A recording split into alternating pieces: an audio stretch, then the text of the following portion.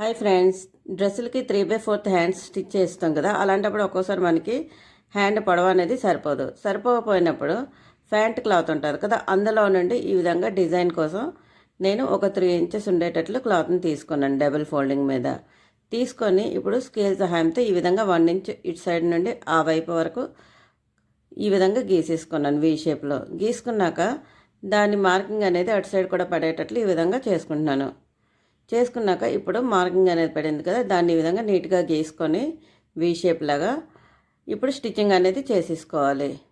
ఇప్పుడు పైన ఒక 1/2 ఇంచ్ లైన్ గీసుకున్నాను చూడండి, అక్కడ వరకు మనకి స్టిచ్చింగ్ పడకూడదు, అది కుట్టు కోసం అని. ఓకేనా?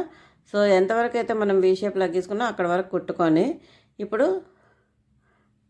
థ్రెడ్ని కట్ చేసేసుకోవాలి. కట్ చేసుకున్న తర్వాత ఆ మిడిల్లో ఉన్న క్లాత్ని నీట్గా కట్ చేసేసుకొని ఆ మిడిల్లో ఎక్కడైతే మనం మెయిన్ ఉందో అక్కడ చిన్న కట్ పెట్టేసుకోండి, దారం తెక్కకుండా.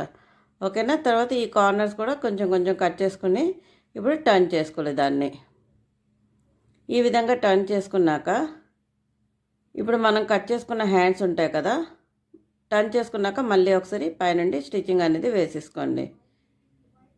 స్టిచ్చింగ్ వేసుకున్నాక మనం కట్ చేసుకున్న హ్యాండ్స్ ఉంటాయి కదా, దానికి మిడిల్కి ఒక చిన్న కట్ పెట్టేసుకోండి ఈ విధంగా.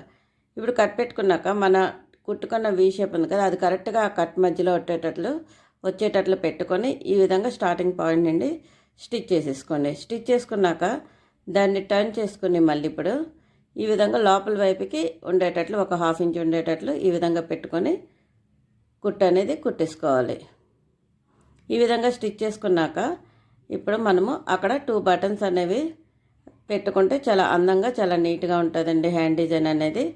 ఓకేనా ఫ్రెండ్స్? ఈ ఐడియా అనేది ఎలా ఉందో ఒక చిన్న కమెంట్ చేయండి, అండ్ డిజైన్ ఎలా ఉందో కూడా కమెంట్ చేయండి. బాయ్ ఫ్రెండ్స్, నచ్చితే తప్పకుండా లైక్, షేర్ అండ్ కమెంట్.